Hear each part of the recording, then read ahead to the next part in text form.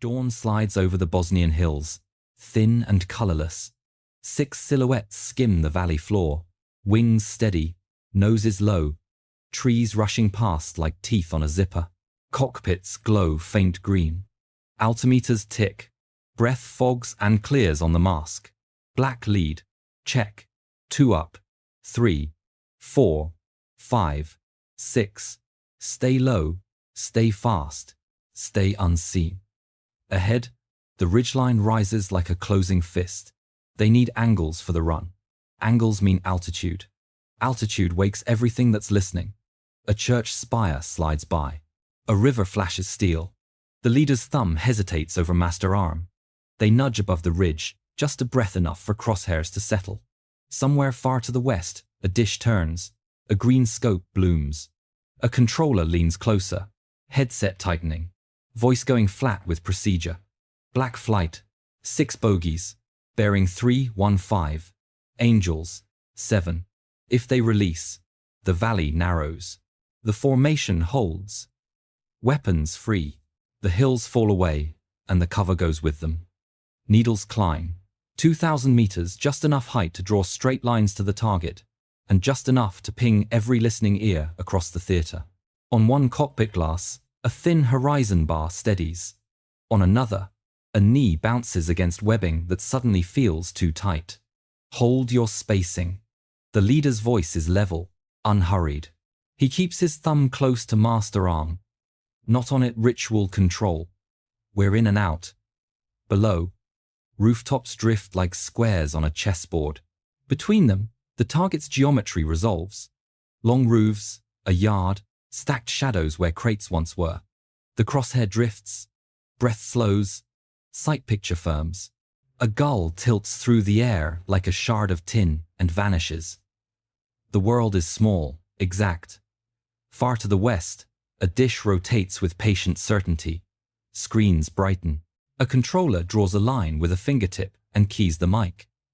2 grey falcons, already high and hungry, roll toward the bearing. Their contrails lance the cold morning, white spears thrown from another sky. In the F-16 cockpits, checklists turn to muscle memory, and the tone of the airframe changes as throttles kiss the detent and stay there. Black flight, continue vector. 6 bandits, angels 7. Black 0-3, copy. The jastrebs hold the climb and level. A beat of silence, too long, too loud, and then the first shadow streaks past them. A flash of grey.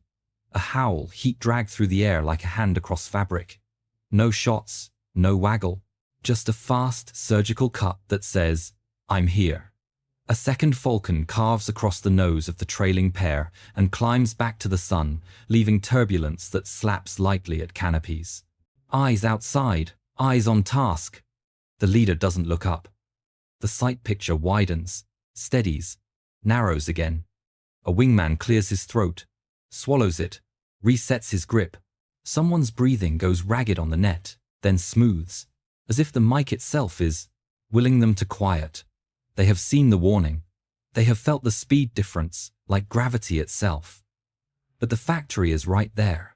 Metal roofs, a line of smokestacks like knuckles. The formation nudges into the run-in. Small corrections, no drama.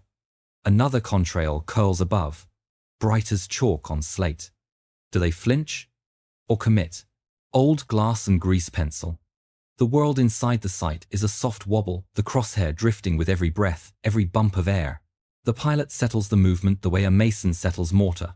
Small, patient taps until the line sits where it should. Forefinger slides along the ridged edge of the release. Elbows lock. Breath goes thin. Steady. Steady. The target climbs toward them as the valley falls away long sheds. A yard spattered with pallets. 2 smokestacks standing like tired sentries. The nose wavers a hair left, a hair right, then centers.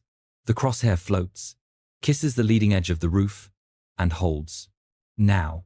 One bomb drops clean, then another ripple, ripple, ripple the aircraft, lifting a fraction with each release as weight leaves the wings. The others in the string follow a heartbeat behind, staggered so the pattern walks across the metal like footsteps. Silver shapes fall small, then larger. then gone into the geometry below. The first impact thumps the air. A white disk of dust kicks up, then a fist of orange. The second strike punches the yard and throws pallets cartwheeling. Windows rattle in the rows of houses beyond the fence. A flock of birds breaks out of a stand of trees and vanishes into the glare. The third finds the base of a stack. Concrete shears. The cylinder bends, then folds like a knee. Shockwave rolls up the valley 2 beats behind the flash, slapping underbellies, tapping helmets and ribs. The formation climbs through its own weather. Smoke, grit, the brief rain of light debris. In the mirrors, the factory is already changing shape.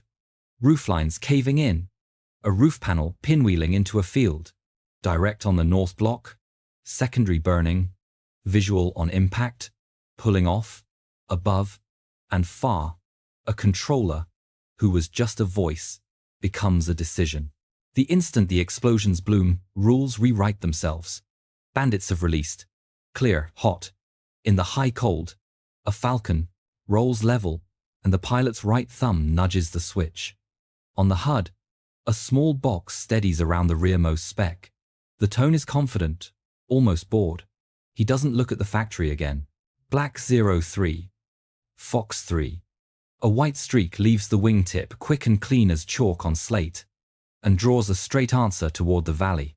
At the back of the string, 2 small shapes hold a nervous line. One turns his head for a half second, just to confirm his partner is still there. The sky answers for him.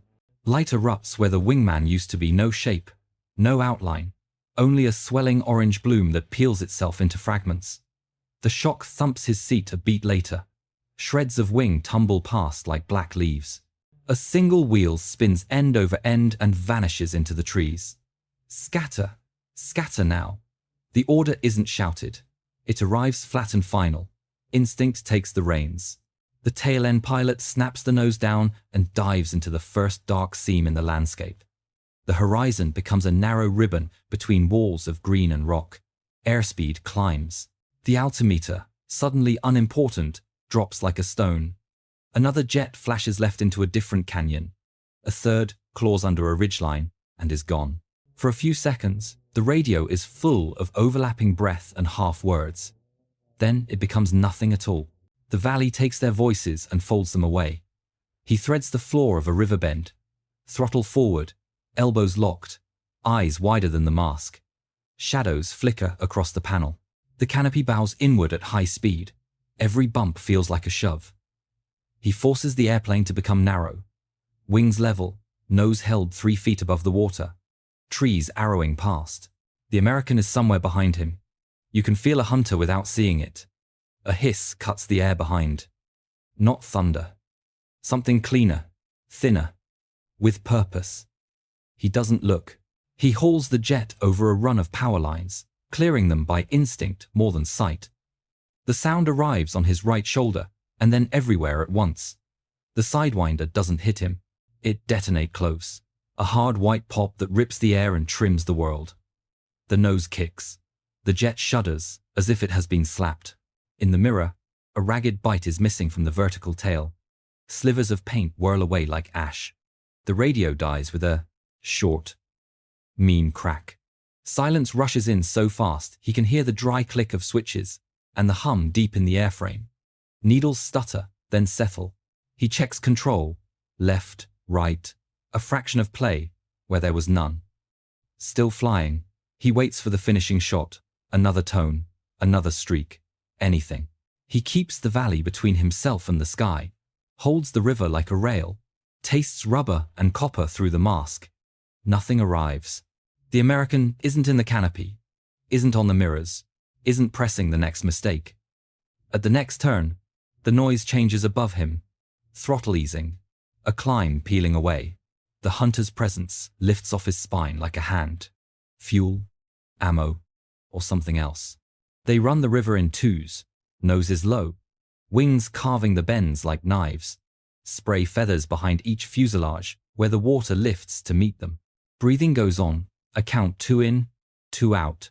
Forced calm to hold the edges of grey that sneak into the corners of vision when the G's bite. The masks, smell of rubber and last night's coffee. 2 with you. Stay on the bend. Don't climb for anything. Ahead, the valley opens for a heartbeat, a flat table of fields between ridges. The leader uses it to buy a few knots. The wingman slides out a meter, then back in, tucked tight enough to read the rivets on the other man's tail. No one sees the first missile. It is launched from far beyond the nearest hill, from an altitude where the air is thin and the sun is harder. On some distant HUD, a small box steadies, and a thumb moves a fraction. Down here, all that comes is the verdict. The air tears. The wingman's jet becomes light and dust, and a spinning scrap of metal that might have been a canopy frame. The shock punches the leader's ribs through the seat. He flies straight into the snow of it, and through, eyes wide, the river suddenly too bright. Zvezdan. The name is out before he can stop it, mouth shaping the syllables the way hands reach for a hand that isn't there. The frequency answers with the sound of wind eating a microphone and then nothing. In the mirror, there is only fire, unwinding in the sky and falling in pieces. Break. He throws the jet into the nearest notch and feels the blood slide out of his head. Vision narrowing to a tunnel with a strip of river at the end of it. 2 harsh breaths pull the grey back to the edges. He levels, shoves the throttle, hears the engine complain and then obey. The canyon takes him in like a blade returning to a sheath. The second Falcon drops down enough to make the ground feel crowded. A new tone noses into the air closer. Meaner. He knows that sound the way a deer knows the crack of a twig. Heat seeker or radar, it doesn't matter. Either way, it's coming. Fox 2. The call floats in through some other radio net. Too calm, almost conversational. The missile arrives out of the corner of his right eye, and then exists everywhere. A white flash under the tail, a kick through the spine, a sudden roar of torn metal. The engine shudders, coughs fire, and the cockpit fills with a smell like burned wire and hot rain. The jet stops being a machine and starts being a place where fire lives. I'm hit. The words are for him as much as anyone. He reaches for the handle without thinking because that's what training is for. The canopy goes with a bang and the world rips wide. A fist grabs the harness, and he is out, tumbling into a sky that looks too clean for any of this. Silence is loud at that height. The parachute hits him in the shoulders and opens his back like a book. Below, the river runs on, minding its own business. His aircraft scrawls itself into a hillside and becomes a bloom of orange, then a black smear. He drifts, turning slowly, boots pointed at a landscape that pretends none of it happened. High above, the 2 Falcons bank, contrails curving like careful handwriting. A voice, flat with procedure, cuts across their calm. Approaching bingo fuel, relief, or a handoff. The valley exhales when the first pair goes. Contrails unspool into the blue and bend away. The engine howl thins to a memory. For a handful of breaths, the world is only wind and tree line, and the thin tremor in a forearm that won't quite stop. Status? Smoking, but steady. Keep low. Keep north. They ease a fraction of throttle to let the needles stop jittering. The target is already a changing shape in the mirror's collapsed roofs, a dark column walking into the sky. Hope crowds in where discipline should be. Maybe the warning passes were the last of it. Maybe the valley, for once, will keep a secret. The sky answers with a dry growl in the headset. The tone starts as a mosquito and becomes a blade. One of them looks up too late and only sees the result. A sidewinder scythes past the leader's right wing and bursts just off the tip, a hard white pop that freckles paint and chews aluminum. The canopy cracks on its edge like ice under a boot. Shrapnel pings down the fuselage in a short, metallic rain. The jet bucks, catches itself, and keeps flying by stubborn habit. Still with me. He says it to convince the airplane more than the wingman. They go to ground again. Every fold of land becomes a friend. Every shadow is a door. The river is a black ribbon now, embossed into the valley floor. The damaged bird trails a thread of smoke that refuses to blow away. Silence returns with teeth. In that silence, the instruments seem louder.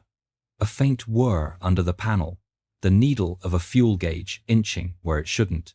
The landscape turns familiar in a way that makes it dangerous. This bend, that rock outcrop, the shack with tin panels that always flash even on grey days. Familiarity invites a thought that gets people killed, almost home. A new spike stabs the threat receiver, then another. The light that means someone far away is staring at you wakes up and refuses to blink. The tone climbs a note. He taps the glass out of reflex, as if this is a stuck gauge and not a promise. Painted? Painted. High. How many? A beat? 2. Maybe more. Farther back. Far to the west. A controller's voice slides onto another frequency. Fresh call signs. Clean fuel states. Weapons checks that sound like someone reading a grocery list. Somewhere above the cloud deck, 2 clean Falcons roll off a tanker with full stomachs and level temper. Down in the cuts, the survivors flatten themselves to the earth, as if they can hide inside it. The damaged jet coughs once and clears its throat. They nudge a notch more speed, then another, trading altitude they can't spare for a pace that might matter. The receiver bleats again, angrier now. He glances at the small square of screen that is their only warning, and sees it. 2 new blips, bright and steady. Hard closing from high 6. They are out of ideas before they are out of sky. So he makes one, on me. Straight at the wall. The cliff rears up ahead, a slab of stone rising from the tree line like a door someone forgot to cut a handle into. Every book says don't do this. He does it anyway. Nose down to build the last knots they own. Then level. Then hold no weaving. No second thoughts. The valley becomes a funnel. The rock face fills the canopy until there is no room for anything else. Count it, he says. More to himself than to the man behind him. 3, 2, 1. He hauls. The harness bites ribs. The seat tries to push him through his own spine. Blood slides toward his boots and refuses to come back. The jet complains in every hinge and seam. A long, tearing sound that is either metal working or metal quitting. The trees at the cliff base blur into a single green smear. For the leader, the timing is a coin on its edge. It doesn't fall his way. The right main clips stone. A spark the size of a house becomes a sheet of fire that peels along the fuselage and detonates the fuel he is still trying to burn. The air itself kicks. Flame rolls up and outward. A fast orange bloom, unspooling across the skyline in a ripple that slaps the wingman's canopy and rocks him off his pull. Ranko. The name is out and gone. There is no parachute in the fire, only black paper drifting where an aircraft was.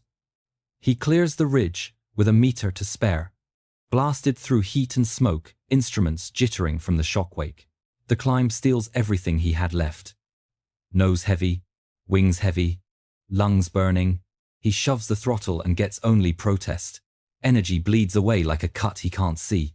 Behind and above, the Falcons slide over the ridge clean and cold, their noses lowering with the weary certainty of men finishing a task they didn't start. The seeker tone grows in his headset, thin at first, then needled, then inevitable. It drills through the noise and sits there, patient. He drops the nose to hide in the next fold of ground. There is no next fold of ground. A voice arrives on the air, level as a checklist. Fox 2. The missile leaves a white sentence in the sky. For a heartbeat, the valley is only that line and the shape it means to erase. Then the valley answers with fire. Fuel caution glows like an ember he can't blow out. Oil temp creeps. The needle that means home drifts the wrong way. The jet flies crooked now, a tired bird, with one wing heavier than the other. The stick alive, with small, mean tremors. He sets a shallow climb, not because altitude is smart, but because if the end comes, he wants enough sky to step into. The radio is a dead room. He tries it anyway, click, breath, nothing. The canopy has a new crack, a hairline that catches the sun and throws it in his eyes. The smell inside is old lightning and warm metal. He keeps the horizon level with a knuckle he no longer quite feels. A shadow pulls in on the right, unhurried. Grey, clean, unscarred. The Falcon settles A-beam at arm's length. Nose matched, throttle matched. The kind of flying that says, I have all the time in the world. For a second his stomach drops this close, a cannon burst would turn the cockpit into weather. But the gun door stays closed. The other pilot turns his helmet, black visor, blank, as a night lake. They look at each other through 2 layers of the same air. The American raises a hand. Not high, not theatrical, just enough. A small square salute in a big, empty sky. He doesn't think about it. He returns it, glove to brow, the motion clean despite the shake in his arm. The Falcon rocks a wing once, then lifts the nose and goes, climbing into the pale until contrail replaces airplane, and even that thins away. He is alone again, but the air feels different, as if someone opened a window in a room he didn't know was stifling. He levels the climb, and lets the jet choose its own small compromises. The engine sulks, then steadies. The fuel light keeps its little red sermon. He points the nose at a slice of horizon that means woods, and a strip of concrete and men with fire extinguishers. Hawks were eaten today. That much is true. But not every ending is smoke. What did history write about this morning? He flies the numbers like a prayer. Oil temp flirting with the line. Fuel low enough to be a rumor. Hydraulics sulking in the yellow. The panel looks like a small city at night. Too many red lights, not enough time. The river falls behind him. The folds of ground flatten. The safe place to eject is up, not down. So he noses for altitude that feels impossible to buy. The air thins and clears. Wind crawls through a seam somewhere behind his shoulders. He listens for the sound that ends things and hears only the rasp of his own breath. One hand stays on the stick. The other hooks the ejection handle and just rests there, fingers curled around the last decision he might make. A grey shape slides into the corner of his eye and then steadies a beam. Not behind. A falcon. Close enough to see the dull sheen on the nose. The thin black line where the canopy meets the frame. It doesn't flare or waggle or threaten. It simply matches his speed like a mirror that breathes. They fly like that. For 3 heartbeats. The American's helmet turns. The visor is a dark coin. The man behind it could be anyone. The glove comes up, palm forward, and holds a salute that is not for victory, not for sides, but for the fact that both of them are still here. He finds himself nodding before he knows he moved. The Falcon tips a wing, gathers its own sky, and climbs away into the pale. He checks his gauges again. Not because they're better, but because there's work to do. The smoke that has followed him since the valley thins in the colder air. Somewhere ahead is a runway, or a field, or just enough room to try. Hawks were eaten today, but not every ending is smoke. What will the logbooks write about this morning? And what will the men remember? By afternoon, the reports have names and numbers. 6 Jastrebs launched. 3 did not come home. The munitions plant burns in a dark column that writes itself into the weather. Radios quiet, hangars open, a few empty chairs pulled back from a briefings table and never pushed in again. The engagement gets its label quickly. The Banja Luka incident, NATO's first combat action. On the American side, tallies are formal and spare. Captain Robert Wilbur Wright is credited with 3 air-to-air victories, the highest single mission score by a U.S. Air Force pilot since Korea. Captain Stephen Yogi Allen is credited with 1. The paperwork is neat. The footage is clean. The sky never is. Later, the damaged pilot who limped away will say it without bitterness. We had our task. They had theirs. Duty met duty in the same air. And the air kept its own counsel. History will count the kills and file the dates. The men will count the faces. Somewhere, a mechanic wipes soot from a tail number and works in silence. Somewhere, a controller stares at a blank scope and hears echoes that aren't there. Next time, the questions will shift. Stealth, that's supposed to be a rumor.